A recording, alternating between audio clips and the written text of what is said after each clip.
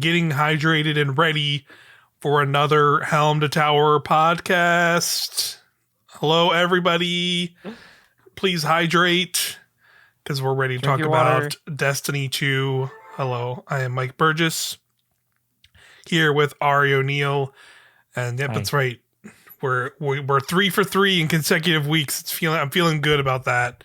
It's like we're leading into an expansion or something. Yeah, it's crazy. It's like we have like plenty of stuff to talk about every week, and not just ramble on randomly for random things for no reason, or pull up the hottest goss or whatever. I don't. That's part of the appeal, though. You know, you come for the opinions and the recap, but you stay for the hot goss. That's right.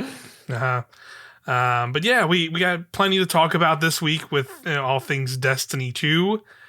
We had the second Into the Light dev stream this week, which happened, and they showed us some pretty guns and some other stuff, and we'll talk about all that. And then they also had a blog that came out pretty much the day after that and showed us all the weapon rolls. And boy, do these weapons look extra spicy, and I'm excited about that. So we'll talk about that stuff. And then also kind of going in with all of this, Chris Proctor went on to a podcast and did an interview and kind of gave us some extra details. So we're going to talk about that. We're going to talk about a podcast on a podcast. You know, it's crazy stuff, crazy revolutionary stuff here. And then, the TWAB also happened this week, as always. And there's things there's a lot to talk about this week. Yeah. And like you said, it's definitely like I felt that when we did a couple episodes with when Cam Koenig was on and was like, yeah, I think we're gonna start hitting the stride of like building the ramp and hype up to final shape, but obviously we're getting into light first, so they're talking a lot about that stuff, and that stuff's been pretty exciting. And like, I think at least for me, like I think I've like legitimately more excited for this Destiny content. I was trying to remember like the last time I was like looking forward this much to Destiny content releasing, and I was like, man, it's like maybe it was like Lightfall. Yeah, probably like Lightfall or maybe Season of the Deep, because I was always a Titan planet stand, and I was excited for that to come back, but then that ended up not being as fruitful as it ended up being.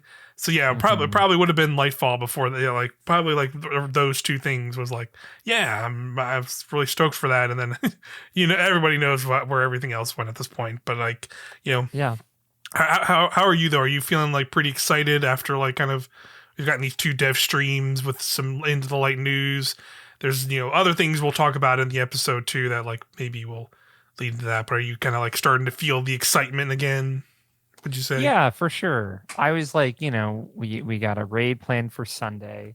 We got some time in the last few weeks as well. We've been playing together. I've been playing with people more. And that's like the more fun part outside of our best way to play Destiny, pretty much.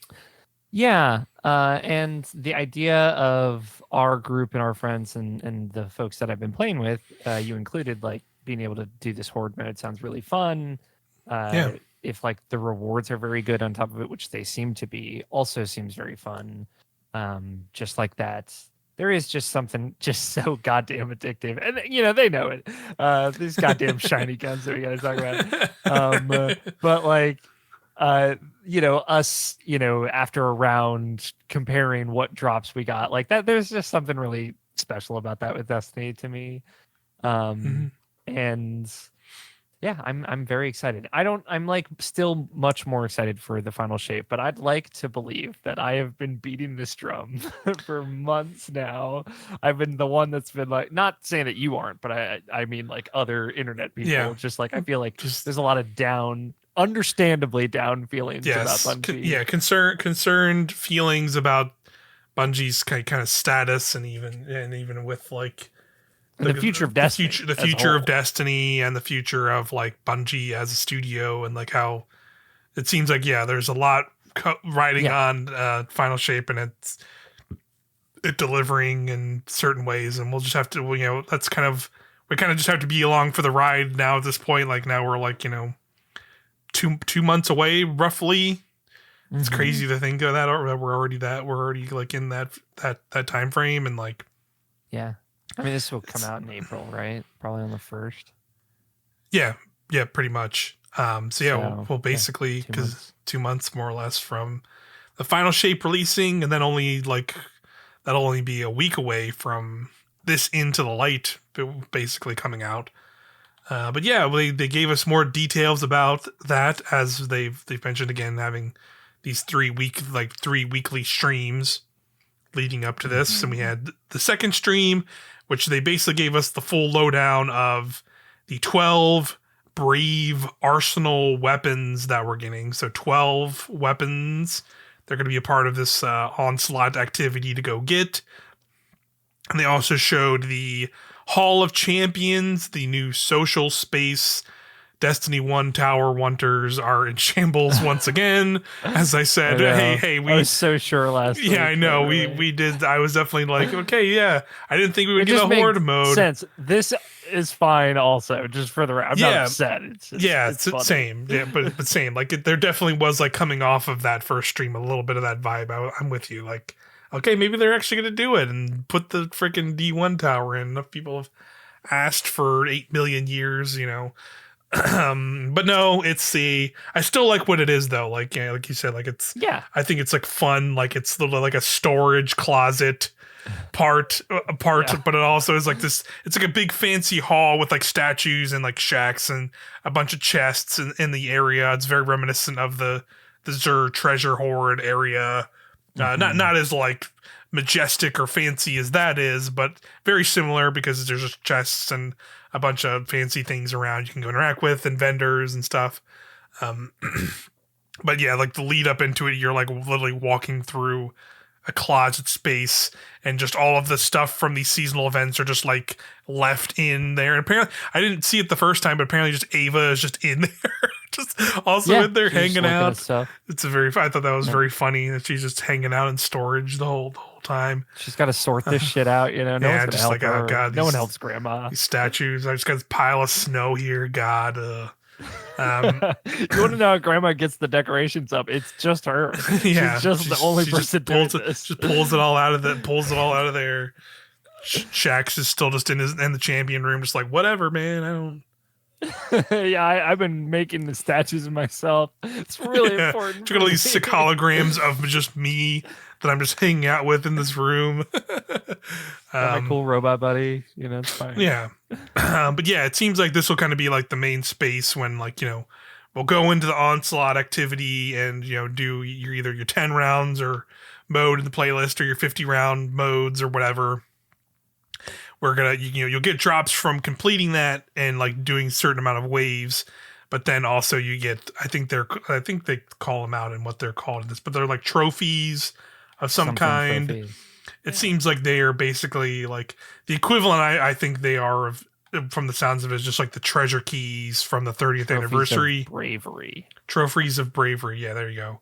But yeah, they sound like they're essentially just like treasure keys from the 30th anniversary, if you're familiar, where basically there is a chest that is really like right next to where Shax is in that Hall of Champions, and you can collect those bravery trophies and then take them to that chest and just dump them into that and just get drops of the random loot in there as well. But also, like the 30th anniversary, it seems like there will just be like sets of chests that I guess will give you like guaranteed rewards from them. Like I'm guessing it's similar again to the 13th anniversary, where like someone said it'll just be like, hey, this will give you the armor set if fully unlocked if you haven't gotten it yet, and then once you unlock that, then they will probably become like drops in the activities that you can randomly get once you get them from that. So definitely a little bit of a similar setup to 30th anniversary, which I'm fine with, because I even though I don't really have any interest in playing Dares of Eternity these days, at the time, it was a lot of fun playing that activity and getting the keys and whatnot, and going back to the horde and just dumping and getting a ton of loot and open up all those chests and stuff was fun. So that seems like that's largely the setup. There's also in there, like I mentioned, the holograms. The holograms seem to be not Zurkad, but Shax basically has quests that will give you a guaranteed drop of what you briefly mentioned, the shiny versions of guns. And, if you're a Pokemon fan, you pretty much immediately know what that means. But basically, for anybody else, it is basically a version of the guns that have like a shiny or like glowing kind of ornament or cosmetic on it, and they will just drop on that version of the gun. So it's not like an unlockable ornament that you can get normally and then just pop on those guns. It is like just specific limited time, like very rare, very rare in quotes is how they're putting it, versions of these guns that have this shiny effect or glowing kind of golden effect. You can see it a lot in like the key arts and things they've shown and like some of the footage and whatnot. But those will drop, and they will also usually have like four perks that you can swap between and choose from. And then I guess I'll jump ahead a little bit, but in the podcast that they did, Chris Proctor confirmed that all 4 perks are enhanceable post final shape on those guns. So those guns will be pretty potent if you're able to get that shiny variant with the 4 perks. And then when you bring them over to final shape and you were able to enhance perks on any kind of guns or like the current slate of guns that are available in the game, you'll be able to do all 4 of them on one of those guns. So that's pretty potent for sure. But yeah, it seems like what else is there? There's the So at the Statues of Shaxx, you can attune to a specific gun after completing its quest, which gets you the guaranteed shiny variant that has a curated roll on it. It doesn't have the double perks, but it has a curated set of perks on it that are apparently pretty good. And then once you're attuned to a Shaxx statue, just running onslaught activities is going to guarantee whatever gun that is. So you can kind of do one at a time. Or I think it's like it highly increases like your chances of one dropping from those activities if you're like attune one of those little Shaxx like statues or holograms in there. So that's cool. The other thing about it is people were like they kind of Bungie had to clarify some stuff because when they initially announced this and announced the in the dev, I think it's in the Dev Insight blog, basically the initial start of this activity, 6 of the 12 weapons would be available on April 9th. And then each week after that, 1 new weapon would be added over the course of those next 6 weeks to fill it out. So you're basically able to get all the 6 ones you want at the start and then have to wait each week to get the remaining ones. People were very obviously upset about that because on top of getting the time gating and also on top of like this whole shiny aspect of like, being like, oh, so that means if whatever the final gun is for the final week, you're only going to have like 1 or 2 weeks to try and get the shiny variant with the roll you want on it before you just run out of time, and like you have just like less and less time to get those. So people were frustrated and just mad about it. So they already kind of rolled that back a little bit. So now instead of 1 every week, it's gonna be 2 every week. So that means all the guns will be available by that April 30th week, so the last week of April. So basically, you'll have all of May and those that like maybe like I think 1 week in June, maybe however many weeks it is before final shape, to go and chase just the first 3 days those shiny rolls if you want. So that's good. That was a good change. I appreciate that. And then also they mentioned that like in order to get one of the other big rewards that they showed off in the dev stream was that the super black shader from Destiny 1, if you know Destiny 1, that from Destiny 1 is returning. So another part of that was that apparently that shader would have not also been available till all the guns were out, because apparently a part of that is you need to get all 12 guns, or at least like a drop of all 12 guns to get to the people to unlock the shader. So you would have had not been able to get that shader till May. So now that will also be available sooner, assumingly as well. So there you go. Hunter PvP players rejoice for your all black super black shader And me. Yeah. I wore my super black shader in real life today. Hell yeah. Yeah. I appreciated Dado with his very much of a fashion person, and his immediately was like, Banned. pretty much was just like, I'm happy for all you hunters, but you are immediately disqualified from all future fashion contests I do if you wear the shader, which is very funny. This is very funny. Enjoy that as well. But yeah, there you go. Those are kind of the overview of how like that social space works and all that stuff. But yeah, we're getting these 12 guns, and holy moly, are these things pretty juiced, Yeah. to say the least. Because again, we got this after the stream. We got a dev insight blog.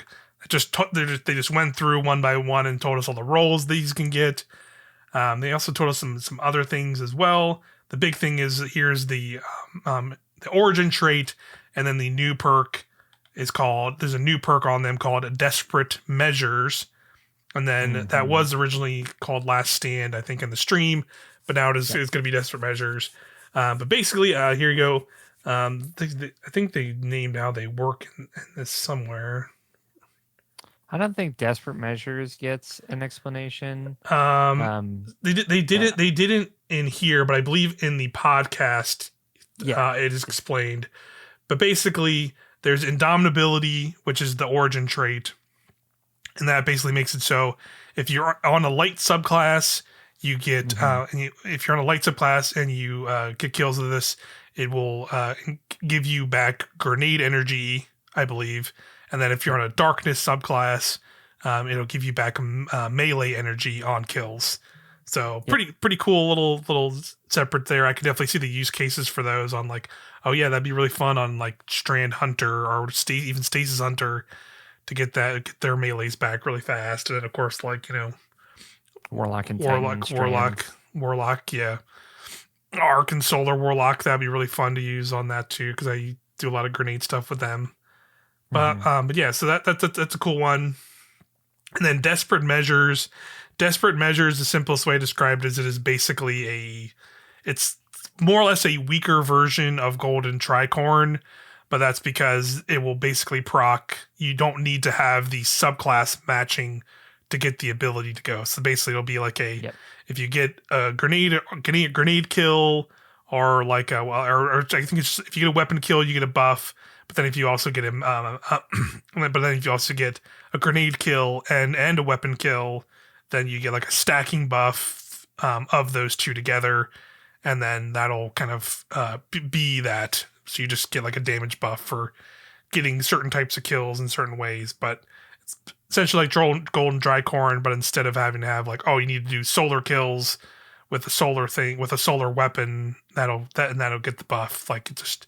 You don't need to worry about the subclass matching and stuff like that. So that's cool. I'm cool with that. That could be interesting on certain weapons for sure. Yeah, I think that's great. Those are both really cool. And I like the idea of a easier to proc, more fluid Golden Tricorn a lot. Yeah, something that's like a little bit simpler for people to get around. Yeah. But yeah, these weapons are again pretty juiced. So let's get into these roles. So yeah, first up we have weapons. They're essentially going to be putting a couple of the current raid weapons into this loot pool because they want to give free-to-play players a little bit of a taste of these weapons, for maybe to hopefully get people to buy the expansions. I'm sure do that kind of stuff. And obviously for free-to-play players, you have to buy those expansions to even touch these weapons. So they're putting two of the 12 weapons are Forbearance and Succession. Forbearance is the very powerful, very potent arc waveframe grenade launcher from the Witch Queen raid, which is easily still one of the best ad clear weapons in the game these days. So it's pretty cool if they're just kind of like basically giving this to people for free. They are.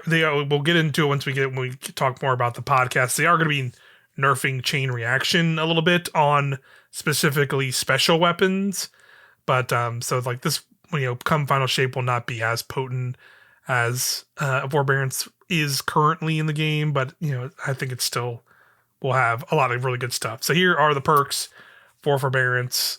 Third column, Unrelenting, Stats for All, Demolitionist, Ambitious Assassin, Surplus, Steady Hands, and Disruption Break. And then the fourth column is Wellspring, Golden Tricorn, One for All, Bait and Switch, Chain Reaction, Rampage, and Desperate Measures. So yeah, only a few new things on there, but some good ones. Yeah, and you can still get the Ambitious Chain Reaction roll, which is like the kind of the current really, really good God roll. Some other things like I would be curious to try, or like I actually think like Demo Wellspring could be pretty cool. Just like constant kind of like ability uptime and upcharge. That could be really fun. Or like I was thinking like Stats for All, One for All, or Ambitious Assassin, like One for All, I think could be cool as well. Definitely some interesting roles, and considering I personally already have the raid crafted version of this already juiced up, so like I'm gonna be looking at this one to maybe like if I do get this one, I'm gonna try and get like a different, more interesting role, but it's also one I'm not like super like, oh my god, I need to get another role of this. So, but yeah, I'm probably looking at Demo Chain Reaction because that would probably be really useful in a horde mode. Just throwing it out there. Yeah, absolutely. For sure. And then Succession is also the other one that's a sniper rifle from the Deepstone Crypt raid. As the other kind of like, you have a taste of some weapons from the raid. So here we go, some perks for you. Third column is Moving Target, No Distractions, Lead from Gold, Reconstruction, Firmly Planted, Demo, and Discord. Fourth column is Snapshot Sights, Redirection, Recombination, Vorpal Weapon, Focused Fury, Firing Line, and Mox Breathing. I mean, for this one, I think it's still like that kind of standard, like, what is it, Reconstruction, Recombination is the super good Succession roll. So, like, that was what it's kind of known for from that raid, because those are both the raid perks from Deepstone. So, like, that's the one I would try and get if you're out there. I think Succession's fine as a pick. I think it's a decent enough sniper rifle.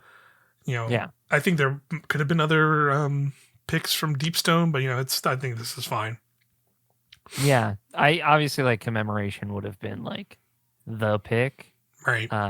Succession is my favorite sniper, so I'm not mad about it. But the only thing I'm disappointed is like there's no role on this that is better or more interesting than the one I already have on it. Right. On my crafted one. So it's like I don't really need to chase this. I just kind of want one. Yeah. For the shiny aspect of it. Yeah. Which is why this whole free update is devious and terrible. But great at the same time. Definitely a potential can of worms opening with this whole conceit of like, if we're gonna have some like fancy variants of these guns, maybe like Alpha. This will be something they keep doing, but we'll see.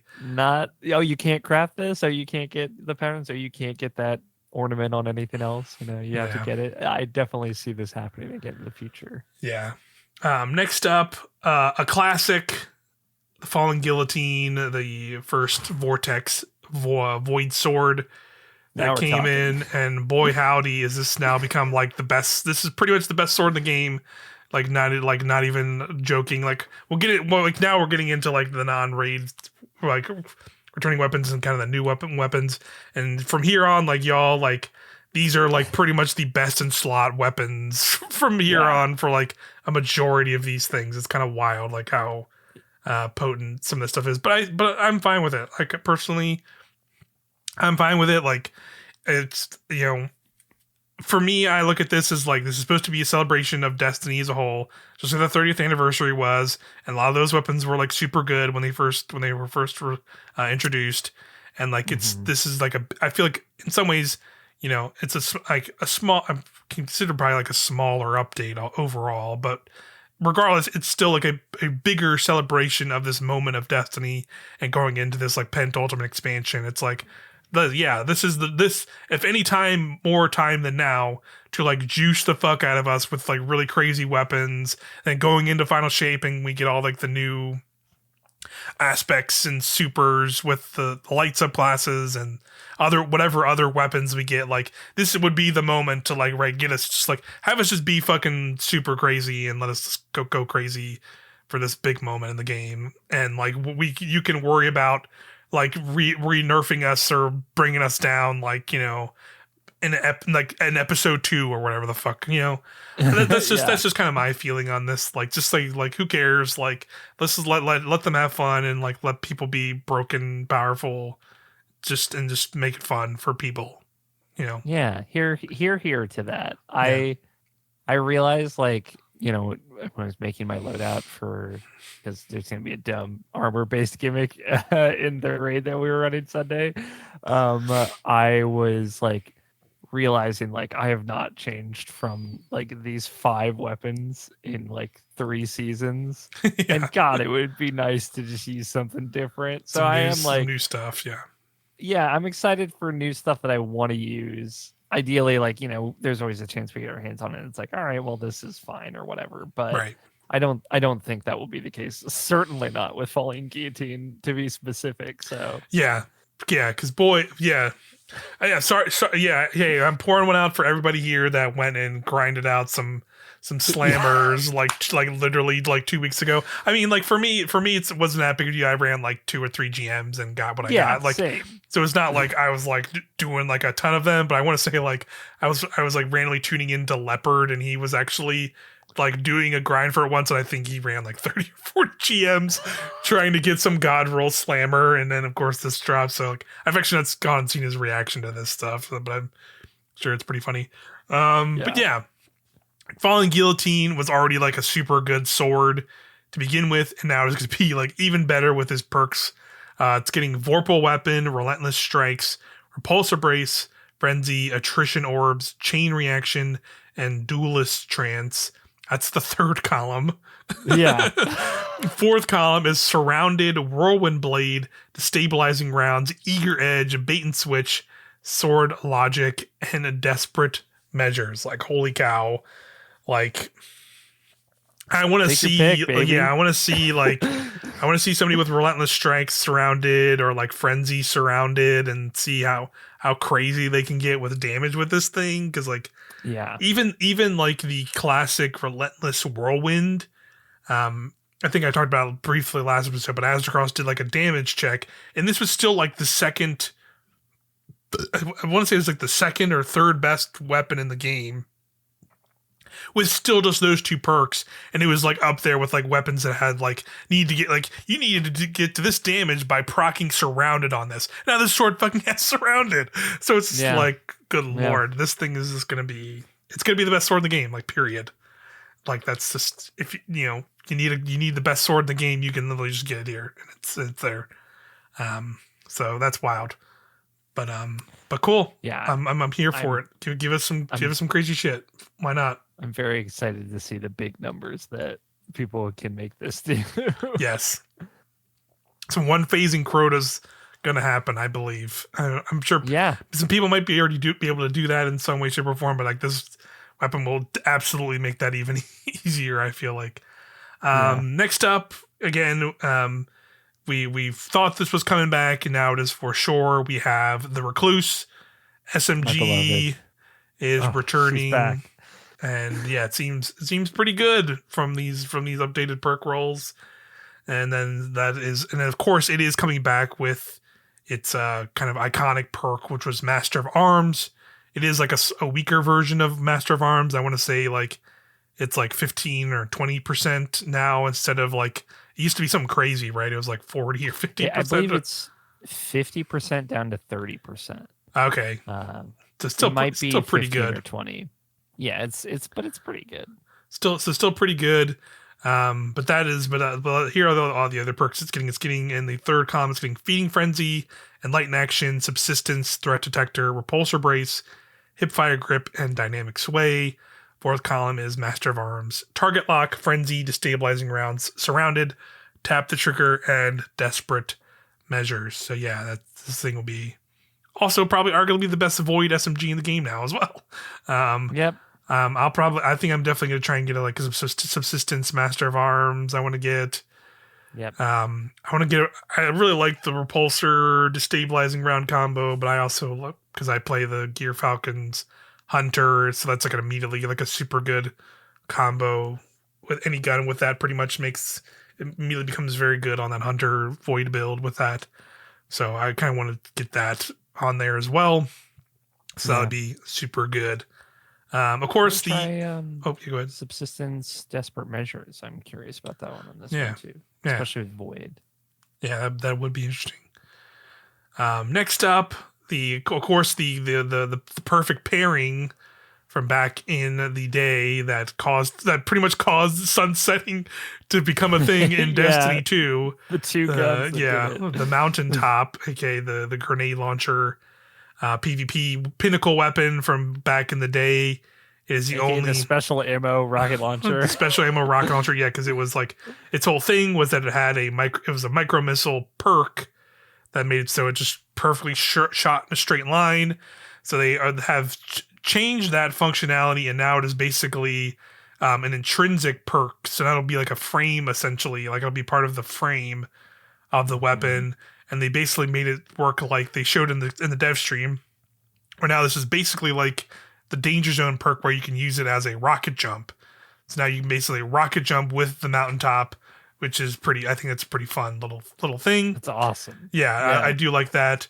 And again, all these changes that happened. Again, I think this was I don't know if they meant they were talking about it from the stream.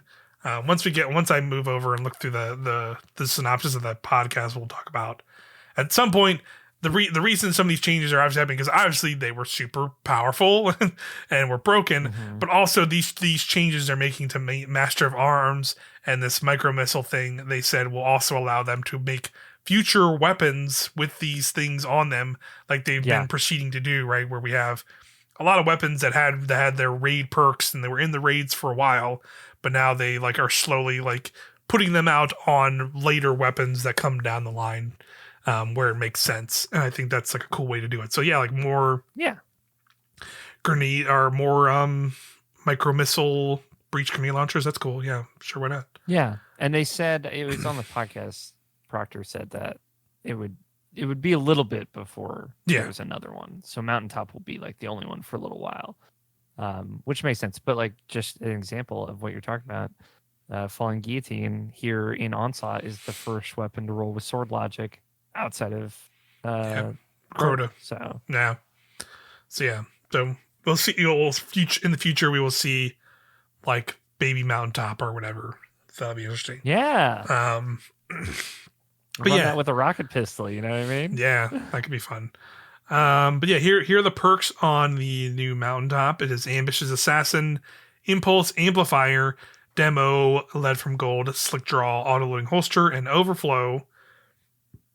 And the fourth column is Rampage, Vorpal Weapon, Adrenaline Junkie, One for All, Harmony, Recombination, and Frenzy.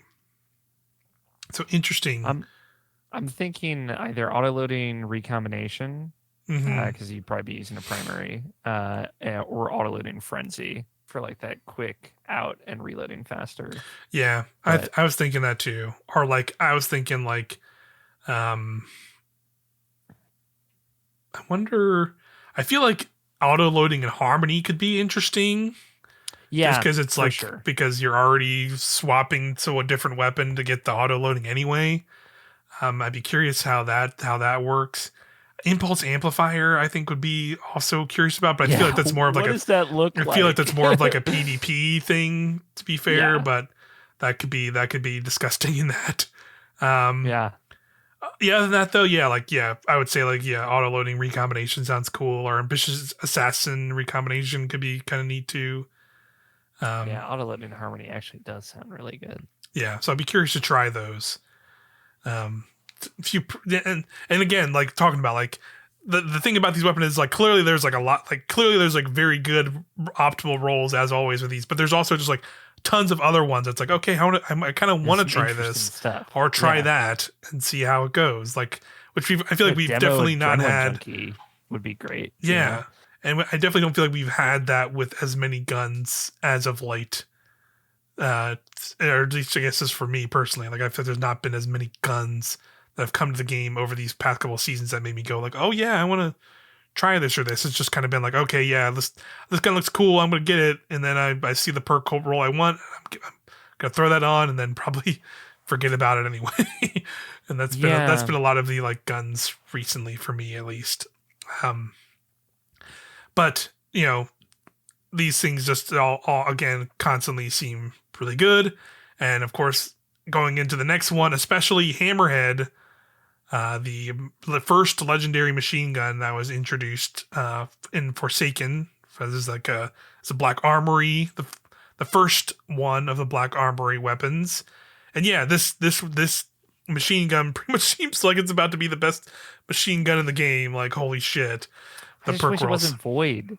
It's always a void machine. Yeah, we have like 3 incredible ones. Yeah, we have now. like a lot of really good void machine guns. But yeah, this one can get Feeding Frenzy, Destabilizing Rounds, Envious Assassin, Rampage, Fourth Time the Charm, Rewind Rounds, and Under Over. Fourth column is Surrounded, High Impact Reserves, Target Lock, Onslaught, Killing Tally, Desperate Measures, and Tap the Trigger. So yeah, Rampage, Killing Tally. Rampage, Killing Tally sounds pretty wild. I also want to try Rampage Onslaught. I think that could be super fun because you're just like ramping up the damage and the RPM at the same time. Destabilizing Onslaught, I think would also be super fun. Like, ooh, yeah. Yeah, there's a lot. Hella explosions. Yeah, hella explosions. Destabilizing Desperate Measures even too could be really cool. And like a void build of some kind. Yeah, just tons of cool like perk combinations that's gonna have. It's again gonna be. It was already like one of the best legendary machine guns of its era, and now like they're bringing it forward, and it's immediately gonna be like better than some of the other ones. Like already, it's kind of wild. The only thing I'm sitting here and I'm not trying to ho hum this Hammerhead. I almost said Blast Furnace, but that's next. Hammerhead looks great. I'm very excited for it. The only thing is like it doesn't have reconstruction, and the convenience to me of reconstruction on a machine gun is very difficult to beat. But you know, maybe Envious Assassin could be a fun one. That could do that, yeah. And rewind. Well, I guess rewind rounds is a little different, but it's maybe that a little bit too. It's better now though, so it could also be good. Yeah, for sure. But yeah, as the other Black Armory weapon, Dad Rifles, Rejoice, Blast Furnace is back. It's your beloved now. My beloved. I'm back. I was so happy this is coming. Again, this is a 4-burst pulse rifle. It was like the first one to do this. I believe there's been other ones now. I can't remember all of them on the top of my head. Insidious from Vow of the Disciple, for example. Right, correct. But yeah, this one always was one I enjoyed quite a bit at the time, and now it is also going to be an extremely good pulse rifle. I think it'll especially be a good PvP one, but there's also some cool like PvE perks combinations as well. But here they are. We got Zen Moment, Snapshot, Shoot to Loot, Keep Away, Perpetual Motion, Kinetic Tremors, and Headseeker. Fourth column is Kill Clip, Firefly, One for All, Frenzy, Rampage, Rapid Hit, and Desperate Measures. Yeah, like I'm super curious how Kinetic Tremors works with either like Firefly or like Rampage, or like how does that work? Is like those things like ramping up, it like give you better chances to hit the tremors and stuff. Like super curious. Yeah. But also, Kinetic Tremors One for All, just like get a little bang and proc that, and then the tremors are doing One for All damage too. Like that could there's a lot of juicy stuff. Yeah, that's really fun. Exactly. Like those tremors also get buffed by like Rampage or Frenzy too. Like we have to assume. You have to assume, and that would be that's going to be again really good pulse rifle. And I don't know if it's a kinetic. That is kinetic. I don't remember if it's kinetic tremors. Oh, right, of course. Yeah, exactly. Yeah.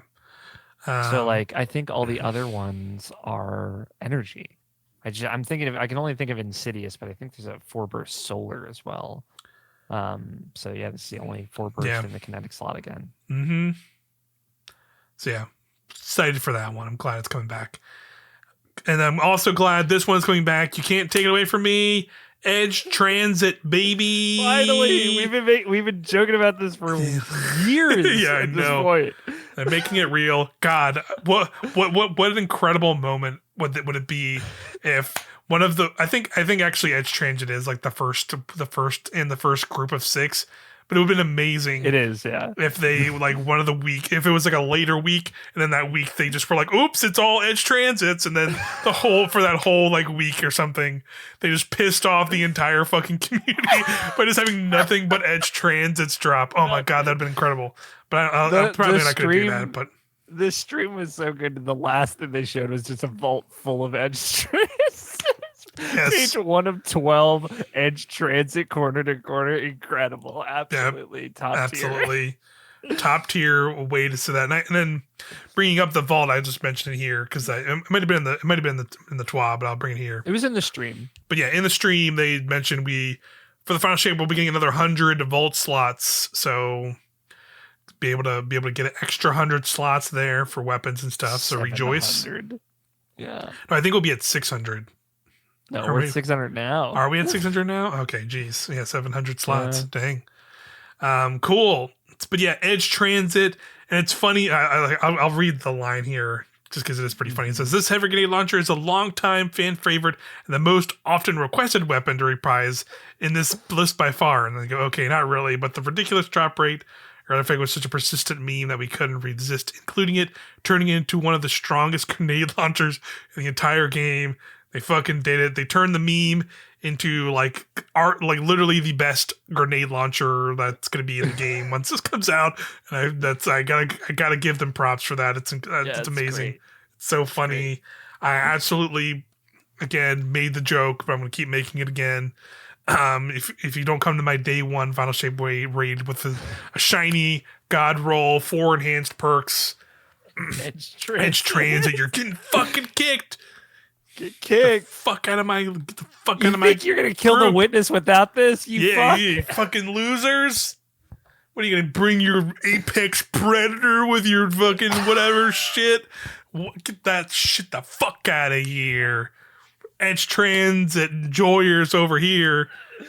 Absolutely, I'm with you. I'll be there. I'll be there. I'll have my gold perks and everything. Let's fucking go. All right, but here are the perks it's gonna have. Third column is Chain Reaction, Cascade Point, Impulse Amplifier, Field Prep, Auto Loading, Envious Assassin, and Repulsor Brace. Fourth column has Frenzy, Destabilizing Rounds, Deconstruct, Adrenaline Junkie, Bait and Switch, Full Court, and Explosive Light. So yeah, I think like Cascade Point, Bait and Switch probably will be pretty insane. I feel like. I'm very curious to see how this. Switch, auto loading bait and switch. Take your pick. Yeah, Envious bait and switch or envious. Yeah, Frenzy. Yeah, there's tons of great stuff. Yeah, super Chain Reaction Destabilizing Rounds just for like not for boss DPS, but just I think that'd be super fun to use. Yeah, tons of it's easily going to be one of the best grenade launchers in the game. Come Final Shape, and like there, and at least in this time, like I will say it is okay that it's a void one because I don't feel like there's a lot of like super good void grenade launchers at the moment. Like off the top of my head, I can't think of any. Where I feel like a lot of the other ones, like there's at least kind of something. Like I know there's like some decent arc grenade launchers and some solar ones that are not bad either. Yeah, I could just think of arc ones right now, like the Witch Queen one and stuff. Yeah, that one's pretty good. But yeah, moving on from that, we got some classic hand cannons. You wouldn't be a Destiny release without some fucking hand cannons for you PvP enjoyers. Look, I don't. One of them I don't have any real super fond of, but one of them I do actually enjoy. But the first one up is Luna's Howl. This was another, I believe, PvP pinnacle weapon at some point and had its own unique perk, and it was definitely very much liked. The one thing about it is, though, they are changing it from a 180 hand cannon to a 140, and that is also coming with its own original perk that it had, Magnificent Howl, is also getting changed. Let's see, I believe in here.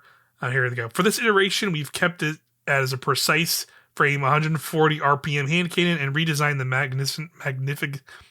magnificent Howl perk. The number of precision final blows before reloading affects the total rounds granted with increased range and damage. Precision final blows with a magnificent how extend the effect for additional rounds. You have to like basically keep up that precision hits and damages to keep the damage perks and things like that. This will allow for those 2 taps, but with more effort required, and precision frame will still make it very easy to control. Yeah, So that was like the big thing in feeling PvP. like a feeling like 180, but shooting at 140. Yeah. I don't know. People are down on this because it's not going to be as strong as it used to be, which is true of Recluse and probably Mountaintop as well. But yeah, like, for 90s. I mean, that's the thing. Like, they say it's not as strong as it was, but they're talking about a very different era of Destiny. Yeah, and how the game played and worked. So like, they aren't going to be very powerful. They aren't going to be like as potent as they were in those moments. But with the changes they've made to like the overall sandbox, and like with like the perks these weapons have now, like across the board, these will still be like some of the best weapons in the game, like regardless of the adjustments that have been made. So like that's kind of like such a moot thing to me, being like, oh, it's not back. It's not as good as this Destiny 2018 moment that was clearly very broken. You don't want they it to literally be had like that again. Sunset an entire like thing of like, yeah, of course it's not. Because they literally like ripped half the game out of it because of all this stuff that was so fucked up. They're like, we don't want that again, please. Anyway, Luna Hal's back. They also mentioned Not Forgotten, which is the other kind of PvP pinnacle, really popular hand cannon. They're not bringing it back for this release, but they definitely wanted to note it that it will be back at some point. And again, Chris Proctor in the that podcast even stated was like, we want that we wanted a moment for that to kind of be on its own rather than with a big selection of weapons where they felt more okay putting Luna's How in this group of sections. So that to me reads like they'll bring it back as like a competitive weapon at some point. Yeah, that makes sense. But anyway, moving on to another, what I would consider another classic raid weapon and hand cannon, Midnight Coup. This is it was really good in both PvP and PvE in the year 1 of Destiny. It was from the Leviathan raid. That was very good raid. So happy to see this one back with this, and maybe this brings me closer and closer to the copium train of them bringing back the Leviathan raid. They'll get there someday, I'm sure. We can pray. But, I feel like it will happen. Ghost Primus, my first beloved, please come back to me. Yeah, that'll be a good day. But yeah, the perks on this, let's see, we got Outlaw, Firefly, Shoot to Loot, Explosive Payload, Moving Target, Attrition Orbs, and Enlightened Action. 4th column is Rampage, Kinetic Tremors, Zen Moment, One for All, Frenzy, Opening Shot, and Desperate Measures. Yeah, a lot of interesting roles on that. Yeah. I'm kind of interested to hear, I don't know if there's a hand cannon with Explosive Payload and One for All on it, but I feel like that would proc that faster, right? Because you're getting like multiple shots. Not Fatebringer could get it. There's like an Arc one that can do that, and it does do that for sure. It's very good. Cool. So that's good to know. But yeah, but there's other good cool roles in this, like Firefly, Kinetic Tremors. A similar thing will like you getting like an explosion. Will like the explosions from Firefly hitting enemy count towards like ramping up that Kinetic Tremors. I'd be very curious how that like reacts, right? So that could be really cool. Yeah. I'm very, very interested to see how these kind of combo, but also classic like Outlaw Rampage, Explosive Payload Rampage. Like, yeah, I'll definitely be trying to get some good rolls of this Midnight Coup for sure. Shoot to Loot, Kinetic Tremors does work. I've seen it done on another hand cannon as well. And that will reload the hand cannon itself as well as all of your other guns. Yeah. And get you orbs and stuff. So like there's some cool stuff there. Yeah, that's going to be a really fun, good hand cannon for sure. I like that it's like across, so like it seems like it'll have good PvP stuff because it has like moving target, Zen Moment, and opening shot for those stuff. But it'll also clearly be really good in PvE as well. So I like when they're able to kind of have that spread. Yeah. Next up, everyone's favorite returning weapon. They asked for it so many times. It's the 4th time they're bringing it back, baby. Hung Jury is back again. Yes, he's back. Back again. But yeah, they're bringing it back. Yeah, definitely. This was the one. I definitely people being like, "Ugh, really?" Like, And you know what? Fair. yeah, like I'm with it. Like, I'm just like, yeah, this is kind of a little. Is definitely like the one that I'm most like, about. We heard about some other guns that got cut, and we'll get to it. But boy, was Yeah, I upset. yeah, it was a bummer seeing this one come back. But like, again, I It is good. It's a good gun. it's a good gun, but I literally have like 3 or 4 different adept rolls of it already in my vault from over the years because they brought it back as a nightfall weapon, went back a couple seasons ago, and then I think it was like one of the first ones when they started doing adept weapons. Like I think Jury was one of them, and then they've brought it, they've took it out of the rotation and brought it back like 3 times, and now this I think will be the 4th time they brought it back in something in this game.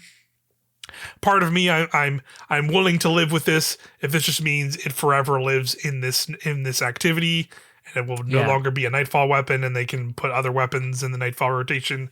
Like if that ends up being the case, I can live with us having just Hung Jury here forever, and people can go get it for that.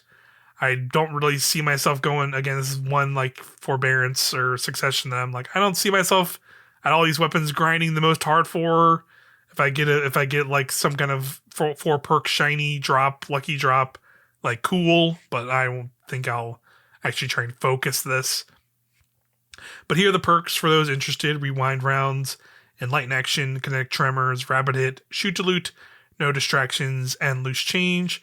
4th column is one for all, cascade point, box breathing, firefly, precision instrument, desperate measures, and explosive payload.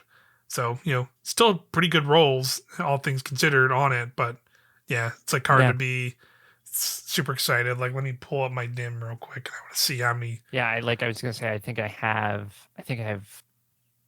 kinetic tremors, explosive payload, and like a rapid hit, firefly, which are like the 2, or rapid hit, one for all, or whatever. Yeah, I was gonna say I have 3 hung juries, 3 adept hung juries in there. So I have subsistence, kinetic tremors, rapid hit, kinetic tremors, and then I have rapid hit, explosive payload.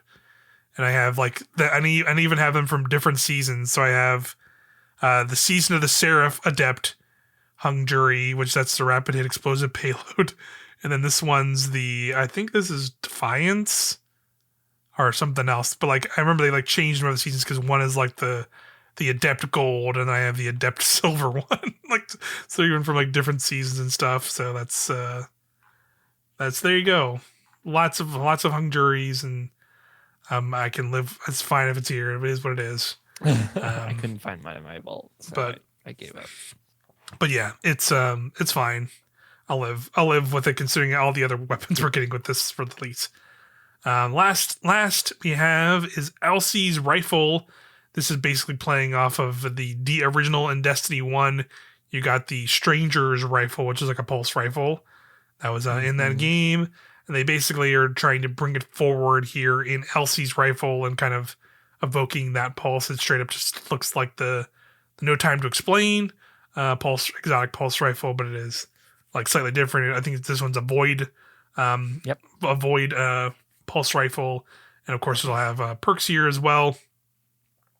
Now it has Feeding Frenzy, Zen Moment, Repulsor Brace, Loose Change, Keep Away, Under, Over, and Rewind rounds. 4th column is Adrenaline Junkie, Frenzy, Destabilizing Rounds, Kill Clip, Desperado, Desperate Measures, and Head Seeker. So, it's fine. This is another one. I'm going to be honest and say, like, I do not have the Destiny 1 attachment to this rifle, so I can't really be like, oh, yeah, that one. I just go like, oh, it's a legendary void pulse rifle that looks like No Time to Explain. But so I don't know if I'd even really use it because I barely use No Time to Explain. So, but it's fine. It seems like it'll be okay. Not too bad. I liked it in D1. It's one of those things where it was a cool, I remember that moment still. I don't even have time to explain. I don't have to explain. Yeah, right. And it was dumb and great. And then she gives you your gun. And I like that it's Elsie's rifle now versus the Stranger's rifle. I just, comes back. I don't like the high impact pulse rifles. I like the 4 bursts more than I like the high impact. So that's why I'm kind of more excited for Blast Furnace. And I never got to use Blast Furnace. So Yeah. I definitely would be more excited to go to chase after a really good Blast Furnace roll than this one ultimately. But there you have it. Those are the 12 weapons, the 12 perks. I would say like I'm probably most excited for Guillotine. Guillotine. Like memeing, but I kind of stoked to see that Edge Transit really go for it. And then like I think it's gonna be great. Like and genuinely. then now reading these perks in my mind, like I'm excited for Midnight Coup as well. Those are probably say like probably roughly my top three. But what would yours be? You think? Recluse. I know, like, perks aside, like that is just like one of the best feeling guns I've ever used in Destiny. There's a reason I put like 15,000 kills into it in one season. Edge Transit for sure, and Guillotine. I'm really excited to mix and match those damage options. Yeah, really cool. But yeah, that's all that's all 12 weapons that will be available through the Onslaught activity. Again, it looks like they didn't update this article, but April 9th, the 6 weapons will be immediately available, and that'll be the Recluse, Hung Jury, Succession, Edge Transit, and Elsie's Rifle, and Falling Guillotine. So there's your 6.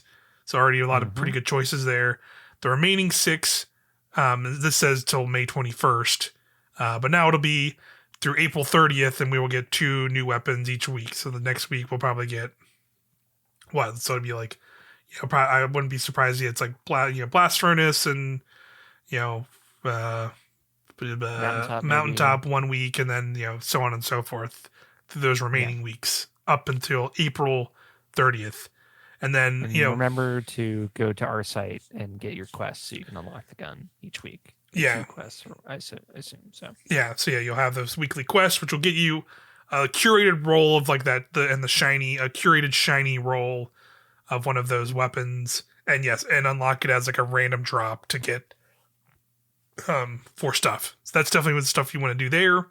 And then of course they did mention again those shiny variants are only going to be available through April, the release of Into the Light up to Final Shape, but post Final Shape, all this stuff will still be in the game. You just won't be able to get shinies anymore.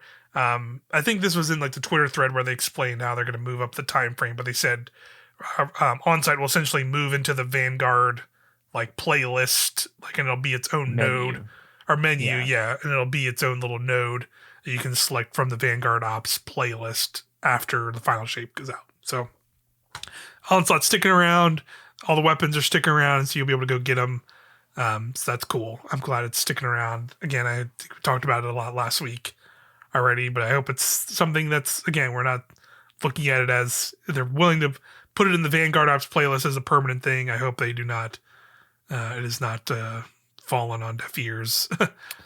Late, like we're getting into maybe episode 2 or 3 treatment. Exactly. Yeah, it goes into Days of Eternity where we're a few months out from it, and it's like they haven't really talked about it again as something they're going to update or look at again. So we'll have to see. Fingers crossed. Fingers crossed. I bet it's really going to depend on how much people like it, to be honest.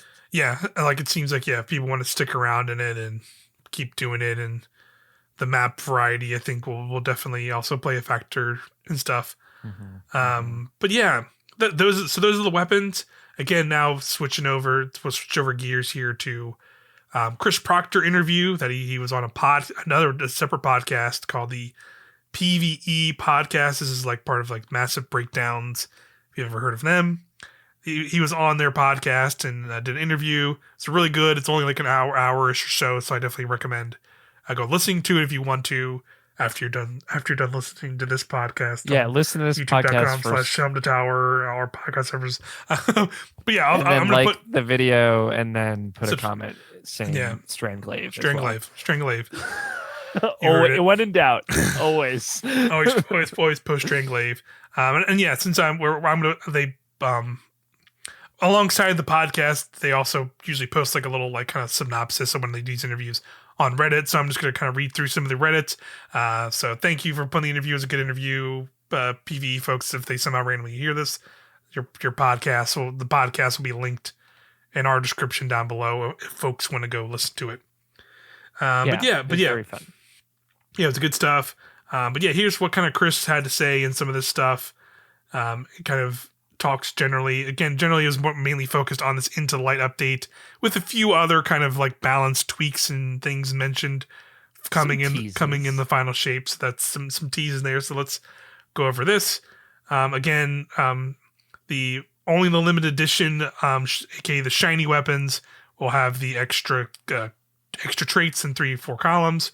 So they will basically, and they will have no triple perks. It won't be like, oh, you have 2 perks in one column and 1 in 1. It's always going to be for those, which is cool. And then here's say attunement. Shown in the live stream means you can focus a specific weapon and can make the weapon more likely to drop. Onslaught chests have a 50% chance for that weapon to drop while attunement is active. So dramatically increase the chance. So yeah, definitely a lot more forward to that.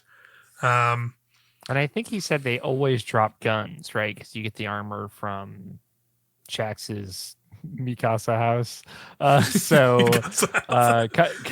of like, God, it would be so perfect. So it kind of like the Dares of Eternity, where you got like the armor ornaments from the treasure hoard. I don't remember if they talked about this in the live stream or not, but I feel like this was brought up. Yeah, I don't know that for sure, but I think it's just guns from Onslaught because there's so many. Yeah, right. And then another thing was for the enhanceable stuff coming forward. The thing that's going to be changeable. The things are you're gonna be able to enhance perks, but you'll not be able to change barrels, magazines, or masterworks on these enhanceable things. That'll be a separate. That'll still be left to crafting. That's what they said. The raid adept and the raid adept weapons can be doing that as well. Okay, gotcha. But these weapons you'll not be able to do that on, but you will be able to enhance the perks on them, and you can enhance. This was a question I had, so I was so glad that he answered. Yeah, he answered this. Yeah, and then you can enhance, and then also since these weapons will be able to have 4 perks, and you can choose between them, you'll be able to enhance all 4 perks on a weapon, which is finally something that they're doing, which is awesome. I'm very curious what this means for crafting itself. Because that means, like, are you going to be able to craft multiple perks onto already craftable weapons? That would be kind of wild if they pulled that all ahead. But, like, I could also see this doing what they kind of usually do with, expansion releases where it's, like, not full-on sunsetting like it was Beyond Light, but kind of doing a more soft, kind of doing a soft sunset by kind of, like, power creeping everything before it. So now we'll be able to get weapons and enhance them. So, like, you won't really need crafting as much, but crafting is just, like, guaranteed routes to certain kinds of weapons. But then if you're not able to get multiple perks on those craftable weapons, and you can only get them from multiple perks on, like, certain types of weapons and enhance them, like, that'll also be another delineation of that whole stuff. So I'd be curious if they're going to go that route or not, or... we'll have to see. I don't think we'll know right away. I think Final Shape, it'll be a couple episodes in before we have a firm answer on that, to be honest. Yeah, I kind of feel that too. Like, we'll have a general idea going into Final Shape, probably with some of the stuff. But yeah, wow, they decided to do it. How it shakes out, we'll have to wait and see. Is that exactly? Again, let's see. He clarified some more stuff about the origin trait and the unique Desperate Measures perk. From that, it says energy gains are roughly around Classic Contender. Stacks with other perks that also grant energy, e.g. few weapons can roll Demolitionist. So that's pretty cool. Kind of the philosophy was reflection on the Garden's duality of light and darkness. And then Desperate Measures is a 10% damage bonus on weapon kills, 20% on grenade kills. Stacks once and it lasts for 7 seconds. Again, it synergizes well with the Indomitability trait because you're using it to get melee and grenade energy back a lot. And if you stack them again, it's 30%. 30%. Yeah. Yeah. And again, cool. Yeah, good perk. And they also the reason they changed it was because the Vigilance Wing trait is called Last Stand. And then they didn't want to have confusion. Knew? Yeah, I sure didn't know that. They had to say that thing. I was like, oh, right. Sure, yeah. So there you go. Microframe missile mountaintop required massive nerfs in PvP, even after sunset due to its potency. Now it can no longer one-hit kill in the Crucible, but allows previous nerfs to be removed and new features added. We're also really cranking Breach GL impact damage and giving Mountaintop some room before they consider adding more micro missile frame GLs in the future. So there you go. That's where he mentioned that. Mm-hmm. Master of Arms is a 15% damage buff. So it's down from 20, which was also down from its original functionality on launch, where for the body hits do the same amount of damage as precision hits. So there you go. That's right. So that was the fucking thing. Yeah. So there you go. That's like how cracked that was originally. Good Out Lord. of control. Yeah, that was absolutely nuts. Yeah, that was pretty wild. Let's see. And here's the changes to Magnificent Howl. Precision Final Blows kills add stacks on Magnificent Howl. On reload, you are granted increased range and damage. The damage is 50%. Wow, it's still pretty potent. Mm-hmm. You will be doing almost 120 damage per crit in Crucible. If you get a bunch of those shots queued up in PvE, you can do huge amounts of damage. Yeah, I'm curious how that pair that with like a Lucky Pants Hunter or some Lucky shit. Pants, yeah, that's exactly what I was thinking. That's kind of crazy. Yeah, all those Lucky Pants only kinetic hand cannons. No, I think you can do. I think it's all hand cannons. I'm pretty sure it's all hand cannons. Yeah, I don't know. It probably is. I just have no idea. Yeah, I could be wrong as well. Yeah, I'm not a hunter. I'm sorry. Yeah, sorry, I was gonna say. I am very curious what this is gonna look like. Yeah, same. But again, yeah, they mentioned the in the future, like with Ray Traits, Master of Arms, and Magnificent Howl will be exclusive to Recluse and Luna's Howl respectively for some time, but every likelihood they'll appear on other weapons in the future. Chris mentioned he tested these perks on other weapons. He specifically mentioned Howl's mentioned Howl on 180 hand cannons and said it's pretty fun. Master of Arms and Magnificent Howl will be able to be enhanced, but no other details were given. They likely won't receive increased damage. So they will be enhanceable, of course, but will have different effects on the enhancing. Okay. Very interesting. I love the idea of Master of Arms on like an auto rifle, for example. Yeah, Master of Arms on an auto rifle, yeah. Or anything, to be quite honest. Like a bow, who cares? Update on the Lucky Pan situation. If it's a kinetic damage or a damage type that matches your subclass energy type. So yes, you can use any hand cannon with it. Yeah. So be very interesting. Yeah. And then again, he reiterated about Not Forgotten here. He said we wanted to ship it when and where it can stand on its own and not be part of a larger group of weapons. So there you go. Let's see. I'll spread around here. So now we're getting into some other changes. So Kinetic Tremors, they are looking at some activation changes. They can do tuning per weapon type or magazine size, but just can't easily combine the two. So that's interesting. So they're looking for more ways to improve Kinetic Tremors. So I'm for that. I found it really interesting when he was talking about like data verification for certain weapon perks, of how like perks that activate on a kill are easier to track like network wise, because like the network that the game is on and the player network registers a kill much more firmly. But stuff like bait and switch, Kinetic Tremors, right, like that, where it's like based on hit and not necessarily kill, it's harder to reconcile. That's why like bait and switch will sometimes proc on the first hit of your heavy weapon, but sometimes it won't proc for like a full second. I thought that was really interesting. Explains a lot of weirdness with some weapon perks. The connection stuff can really mess with it. Yeah, that is interesting. Yeah, I'm sure it's like a weird thing to balance around. But here you go. The next part they get into, this is your pour one out section, because they had weapons that didn't make the Into the Light cut. Around 40 weapons. My glass of wine just for this moment. Around 40 weapons were on the list of request. Only 12 could make it. Weapons mentioned. Listen to us is the reason why each weapon didn't quite make it. But here you go. Chroma Rush is the first one on the list. No! That hurts a lot for a lot of people. especially because for me. Yeah, 'cause especially there's no auto rifle at all in this group of weapons.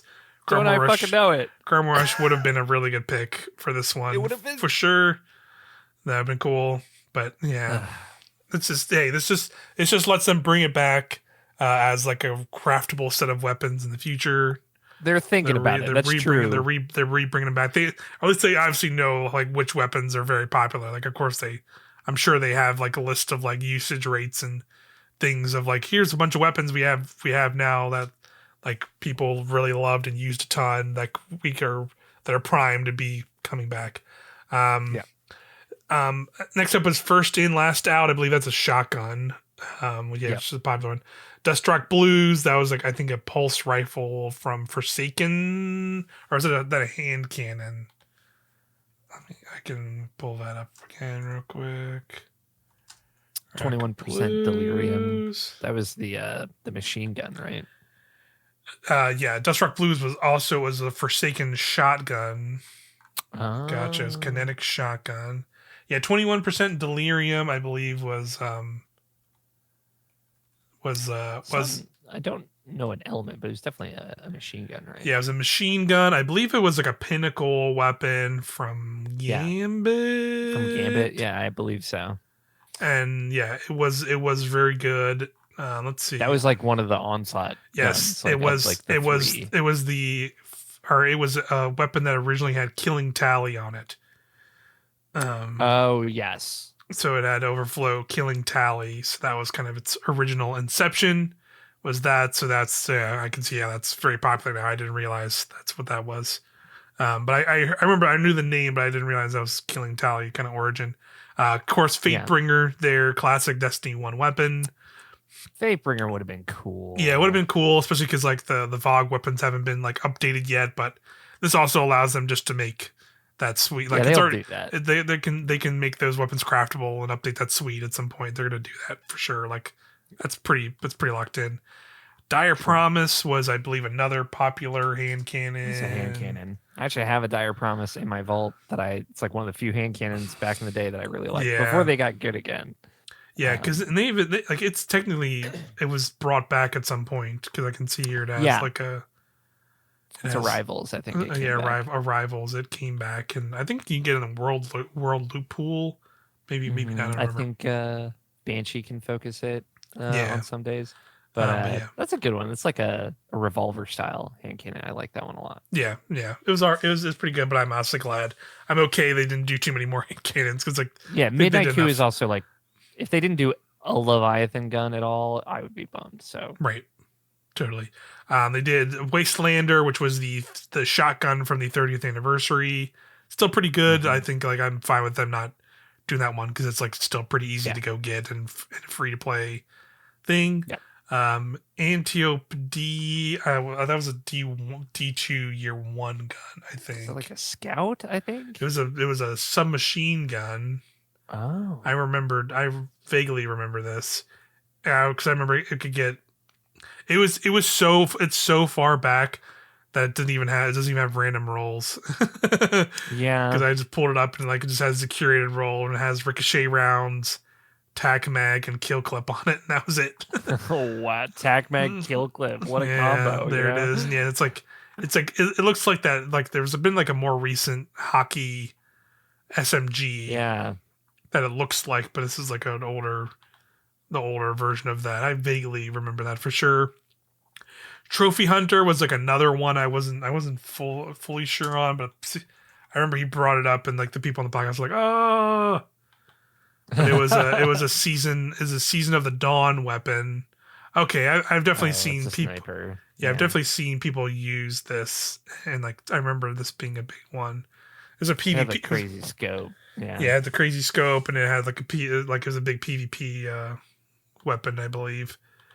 And then Erentil FR4 was the other one, which I vaguely remember that as well. Yeah, that was the fusion rifle. Yeah, right. This one way back when, Void fusion rifle. Because this was the one that was like also part of the sunsetting problem, I think. Right. And it was one that I think like Glaciocasm people thought was kind of like, and also the Stasis one. I don't remember the Stasis one's name. Yeah. But yeah, that's what it is. And then like they have more context for the picking criteria here for all these, or why these didn't make the cut and why those did. Cost to bring back weapons varied. The older they are, the more expensive they are to update to current standards. It's fair. They want to cast a wide net across different weapons and archetypes. Looked for different eras of Destiny in both D1 and D2, and then viewed metrics and community favorites. Didn't want to go, oops, all hand cannons like that. Except, oops, no auto rifles. Excuse me. No auto rifles. What the fuck? Oops, no fusion rifles. Come on. Every time Mercules is on a goddamn podcast, he's like, "Yeah, auto rifles are the most popular archetype," and I'm like, "Well, where is my Chroma Rush?" I'll let it go eventually after the wine hits me. But yeah, they go and say weapons not making the cut doesn't necessarily mean rule them out for potential releases. Chris mentioned that before. In previous PVE, a dev said where they want to bring back other sets of weapons when it makes sense to do so. A lot of times it's finding the right opportunity, time, season activity to bring XYZ back. They are acutely aware of fan favorite like Forge and Dawn weaponry, of course. You know, we got some Season of the Forge weapons here, so it makes sense. And like the way they're doing this, like arguably, like, you know, I think some people still get mad about reissues because regardless of they do, but like even though like I think like Hammerhead and Blast Furnace are in this group, they could still easily just bring back the full suite of those weapons back and just, you know, slightly, you know, put different roles on them, have their own origin trait, and be like, here's Blast Furnace to Hammerhead again, but with like different roles and perks on them that they've added post Final Shape and episodes and stuff, right? So like, yeah, we thought they were going to do that with Season of the Seraph, and we were excited about it at the time. So right, yeah. So I think like a lot of weapons are still absolutely on the table to come back. So here we go. Here's like some miscellaneous Final Shape weapon questions and things like that. So again, you know, you're be able to get that super cracked Forbearance with ambitious chain reaction. I definitely saw that and be like, wow, they're giving everybody free to play. That's it's like one of the best ad clearing weapons in the game and PvE. And people know it for sure. Like, it seems like it's primed to be cut down a little bit. Too good to be true, and it sure is, because they are going to be nerfing, but like modifying chain reaction in the Final Shape. They're basically make it so special ammo weapons are going to have a 15% smaller detonation radius and 20% reduced damage on special weapons of chain reaction.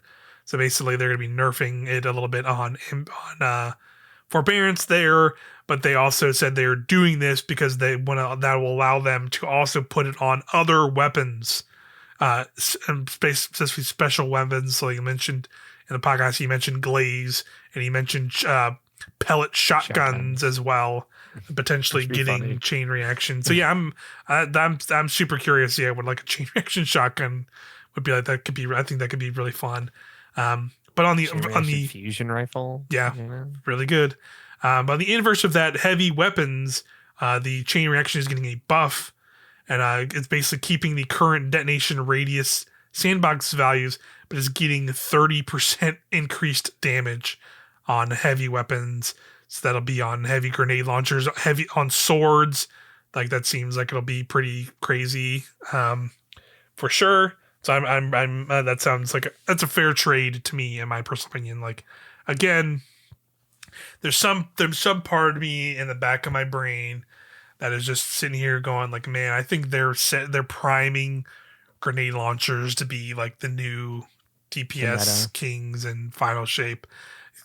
Sure, we're still early on. I'm sure there's gonna be plenty of sandbox weapon tuning blogs and things. I'm sure there might be even like more changes with Into Light that we don't know yet in terms of like sandbox and like balance changes and stuff.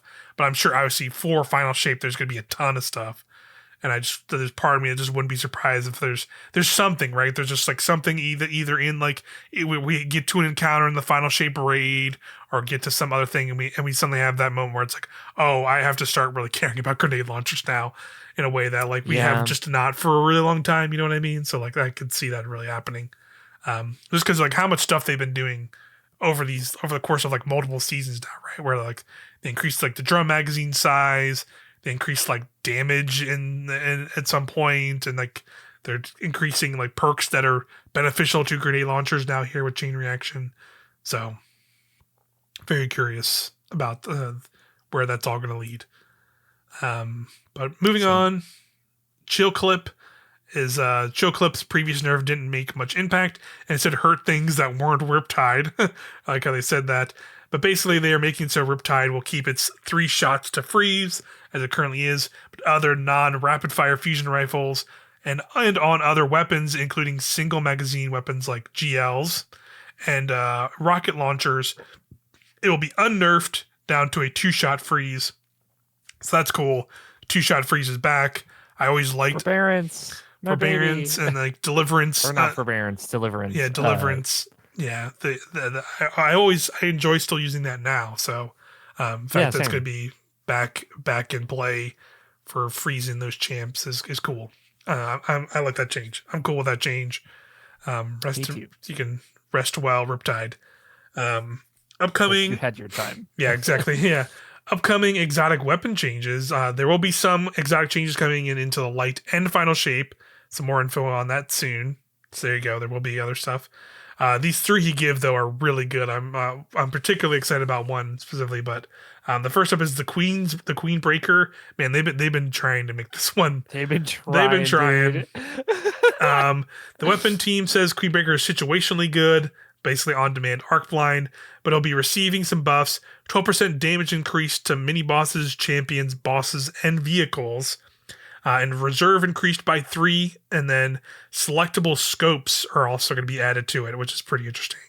They don't currently have the tech to swap them in the middle of gameplay, but if that tech becomes available, then Queen Breaker will be one of the first to receive it. Chris mentioned maybe adding a special reload, but no plans at the moment. So yeah, it has like the scope thing, but he was talking about doing like the double tap reload to swap scopes mid fight, which is pretty neat. Yeah, I would like that. Yeah, that'd be pretty cool for sure. I'm very curious how this will land with these damage increases and the reserve changes. They're trying to make it meta, or give it like a place. Next up, Colony. Man, I like this change to Colony. It's really good. They revamped to allow the insectoid kills to spawn more insectoids. There'll be a short cooldown between each spawn, and sadly no insectoids, making insectoids cascading madness. The amount of insectoids spawned, however, will depend on the enemy rank. So a rank and file red bar enemy will spawn 1. Higher value targets can spawn up to 5. So that sounds fun as hell. Like a little swarm of things. That's just going to become like an insane ad clear GL now. And that's fun, and like it makes sense with like how Colony works, where you have like the weird little tracking bug grenade launchers. I always liked Colony, but yeah, it's just because of how GLs were in general. Like it didn't really feel like it had much of a place. Where like now I can see it, where it's just like, oh yeah, just have these crazy, just shoot out the little spider dudes and have them go crazy and run around and make more and more and more as you're fighting. That's cool. Truth is getting some buffs. Due to its inherent grenades and horseshoe trait, Truth cannot perform impact damage, which results in a lower damage output versus other rockets. They're increasing the detonation range or detonation damage of Truth to do full damage output as if it were doing both impact and detonation damage.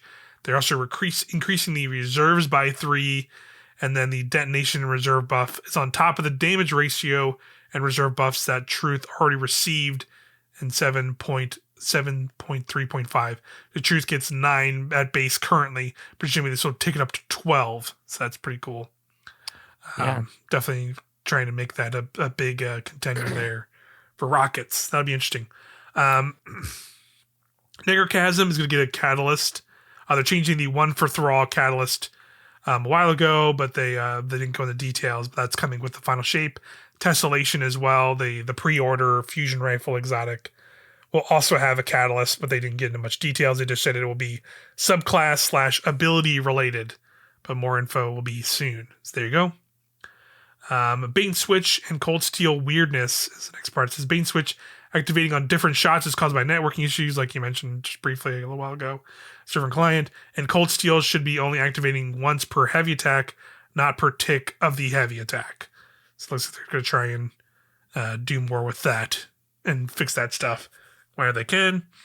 Sorry, Slammer. Yeah, sorry. Where you belong. Yeah. Fallen Guillotine still remains on top. Lastly, brief mentions of some more rocket sidearms. This was the most exciting thing. Yeah, so you didn't want to get too much into it, but it says the final shape will have 2 more, 1 solar and 1 strand. So that's pretty hype. Rocket sidearms are extremely spicy, shipped in a really good state. We just wanted to make a rocket sidearm before leaving the weapons team, hence why we got and did a kindness in Warlord's Ruin. So there you go. That is pretty good. So it looks like there's a little bit more here. Continued. So here's a couple more things here that they're just some random things here. But feedback on roguelite mechanics, aka some of the stuff we saw in deep dives in the coil. Bungie has been gathering lots of positive feedback with roguelite modifiers. I definitely agree with that. I think that's like some of the best stuff for the know coil. How I feel about the coil. I love the coil. Yeah, and even though I think coil is a better version of deep dives overall, I still like them messing around with those ideas for sure. Mm-hmm. It's not Chris's area, but internally there's a lot of excitement for these types of content. These types of mechanics may be expanded upon and appear in future content for sure. Easy and difficult traits to implement. They sound easy. They're basically traits that sound easy on paper but difficult to implement. It said daunting surprise was complex due to spawning their presence. Bait and switch and Hawkmoon were expensive to implement. Conditional finality was challenging due to its interaction with armor mods. It sounded difficult on paper, easy when it was indomitability. Really difficult, turned out it was pretty easy to implement. Same was true for chain reaction. Yeah, I like that he said chain reaction was just like, let's just make the dragonfly explosion happen. Yeah. But separately from the explosion. Like, oh, that's great. That's super funny. Yeah. Let's see. And then there was what does it says? Heavy. I lost it. Heavy sandbox vibe check. They're pretty happy with heavy weapons balance overall. Sweeping set of changes to PVE weapon balance coming in the final shape. Those 2 are to share right now. Expect some meta changes. So again, there you go. Weapons grenade team. Launcher, conspiracy theory. It's transit's going to be on top for real. You thought I was crazy. I'm not. Bring the gold gun or get kicked. Get kicked. That's right. Weapons team philosophy overall. I think we've heard this before, but it's on the role of each heavy weapon is detailed back in this blog a few years ago. Still remains true. In fact, more concrete compared to previous heavy sandboxes. So yeah, like again, that idea of like they all kind of have their roles and stuff. Let's see what else he brought up. Some of the stuff was not necessarily like changes coming, but just stuff he liked. Like he was saying, favorite exotic ornaments. Favorite exotic ornaments and all that stuff. But yeah, overall, that's a lot of the stuff that was in the in that podcast. Again, I went over most of it here, but yeah, it's still good to listen to some other fun tidbits of just general chatter from those, and give some other context to why some weapons were chosen over others in that podcast. So again, I'll link it below if you're watching here on the YouTube version. I'll link that down below. The PVE podcast, pretty good, very good. I enjoyed that episode for sure. Yep. So definitely go check it out. But yeah, last thing we have to talk about here is the TWAB from this week, which largely was just recapping stuff we talked about. I don't think there's too much else in here. We got a little tease. We got some teases. They gave us a better look at the armor we're going to be getting from the event as well. We should mention that armor looks fantastic, in my opinion. Yeah, most of the armor looks great. I know, like 2 out of 3 sets I would say look great, and then the Warlock set is extremely forgettable. Yeah, I don't like hate it, but I don't hate get it. But I get it. I get it. It's not. Look at that fucking hunter set, dude. Yeah, like the hunter and titan sets are like absolutely The shoulders are incredible. they absolutely cooked with those two sets for sure. Where yeah, like the hunter set or the warlock set feels like a little bit more like classic in the way that like those the other ones were like kind of a better. I think like the other two like did a better job of like they look like classic, but they all like classic D2 armor, but they also kind of modernized it and kind of gave them some little flares. Where like the warlock one, I don't think got that spear sticking out of her chest, you know. Oh yeah, I didn't even realize those were like sticking out. I thought they were just like little like imprints, but yeah, they're like actual like kind of like spike like shooting looking in four things. different directions. I don't know like why. Little spikes and yeah, like the gloves are dumb. The weird collar is kind of I will say like you can see it better in one of the other things, and I know there's like a couple helmets that look like this, but I always like the classic like little Destiny 2 little folds in the back of the warlock helmet kind of look, and that's at least I at least like the helmet. I think that looks good. But yeah, the other two, yeah, absolutely. Like the hunter, the hunter set is arguably like one of the best hunter sets they've done. Like, period, in my opinion. It's just absolutely cooked with that one, and it looks really great. I really like it.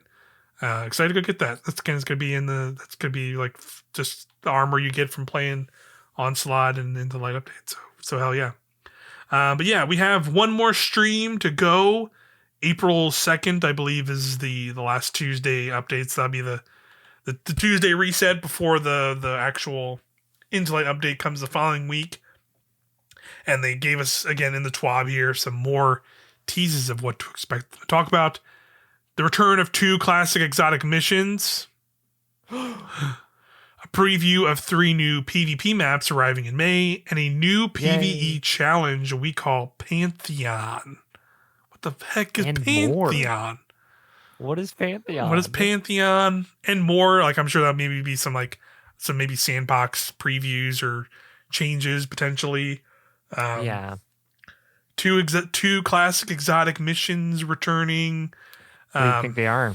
0 hour for sure. It better be in there, right? So I mean, I briefly talked about it in a previous episode, so I feel like I'm okay to bring it up again. But there was Today in Destiny, the site that pulls like Eververse API, there was something pulled out of there that has not shown up in the store yet, but it is a new ornament for the Whisper of the Worm sniper. So that's a pretty strong indication of maybe what one of these missions is. The two. Yeah, for sure. But yeah, so that's what I'm kind of assuming. At least one of them is going to be for sure because of that.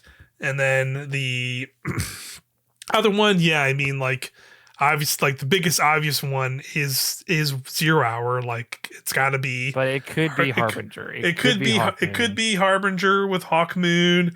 I also remembered somebody I saw somebody, I don't remember where I saw who was memeing it, but I've gotten flashbacks that there was also like a very early. There's probably potentially some other D2 exotic missions that were like even before that. Like there was like a Bad Juju exotic mission. Do you remember that one? That's right. I don't remember it, but it's like you go into like it's like a Leviathan, but you're in the throne world version of a Leviathan, and you gotta you're like hopping through stuff. So like that's one.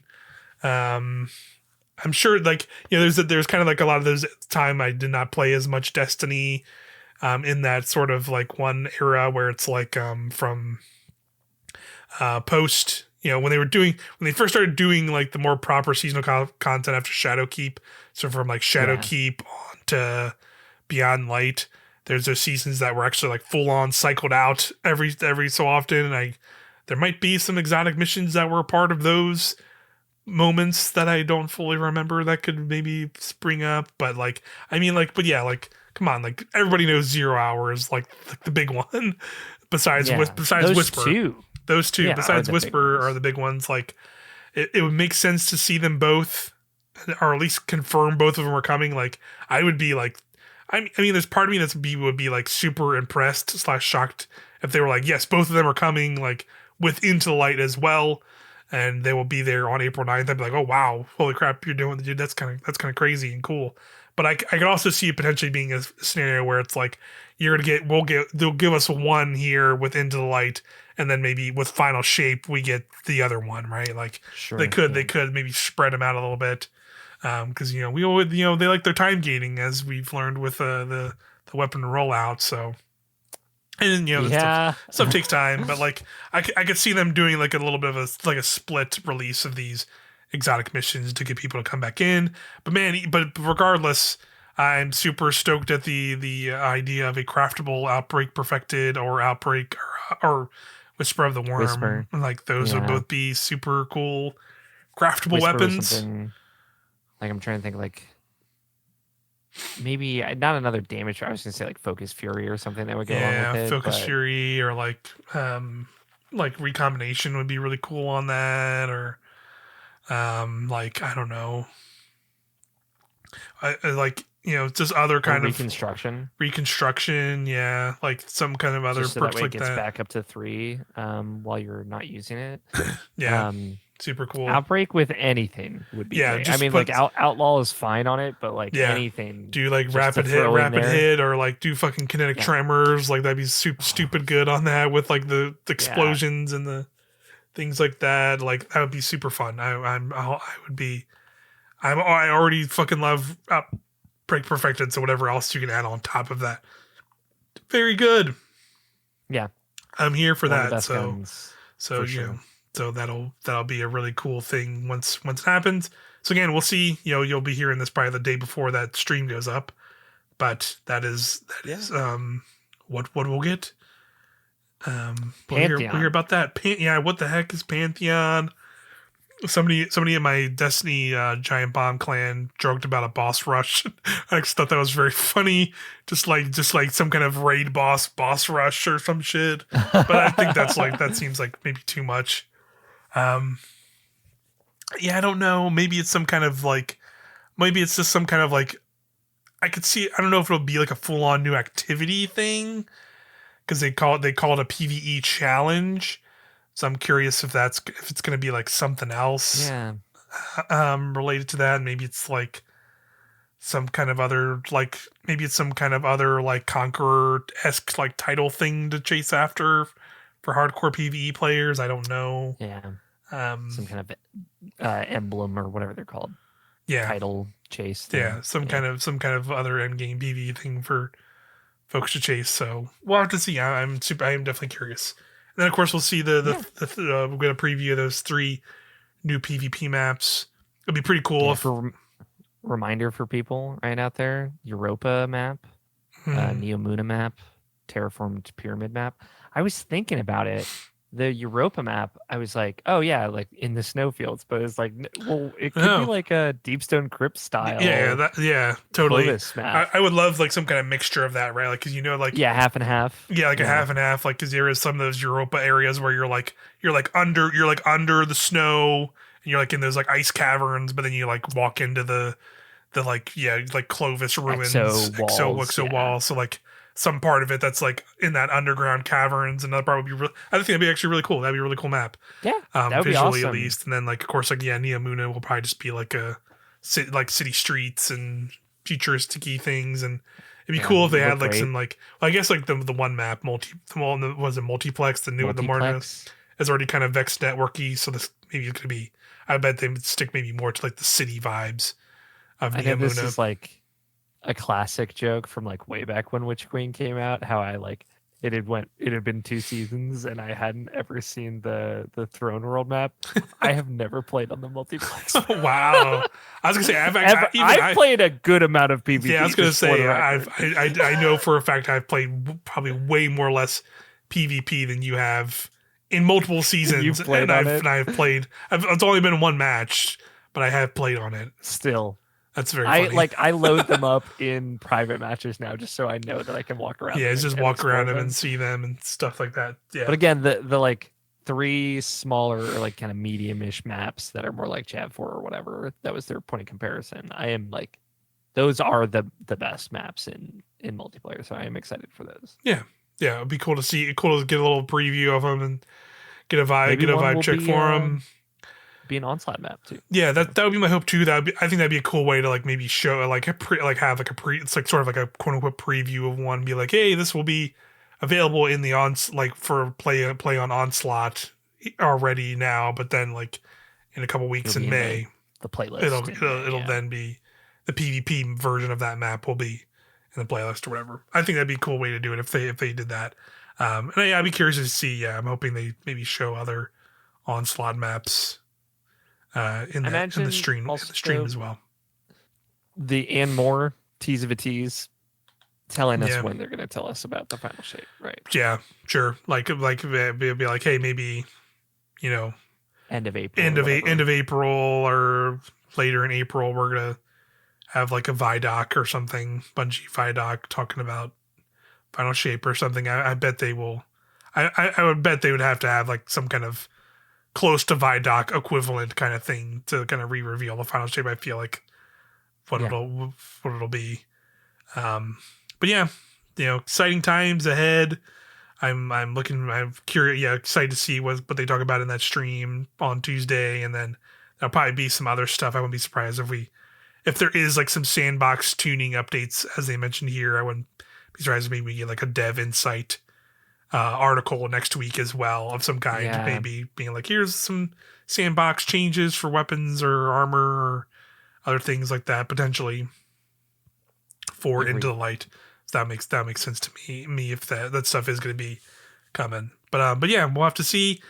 We'll have to see what's in store for us for this week, and we'll chat about it on the next episode of Helm to Tower podcast. But that's going to do it for this one. Oh, you didn't want to talk about who won Guardian Games? No, who cares? No one actually really cares. It was like Hunters or some shit. I don't fucking know. It was Hunters, but it was a 3-way tie. Yeah.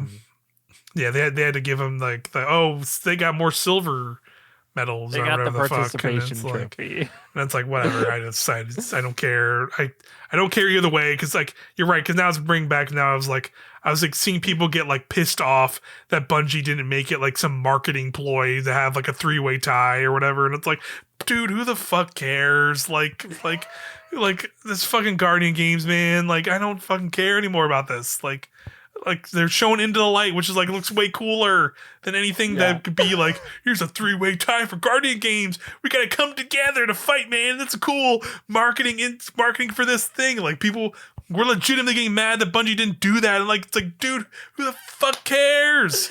I need you to log off. Please chill out for like a little bit for Jesus. Me. I just thought that was funny. You're right. That's a good note to end it on. Anyway. Yeah, we'll be back. We'll be back again, probably to talk about all the that third dev stream and whatever else we see, and then of course we'll have Into the Light, and not too soon after that, start playing. So good times, fun times ahead for Destiny. But thanks everybody as always for watching here on YouTube.com/HelmTower or checking us out on podcast services wherever you're watching or listening. Always appreciate it. Again, feel free to leave us comments, ratings, whatever you do on these things these days. Always appreciated. Let us know what you think, and we'll see you next time. Bye. Bye.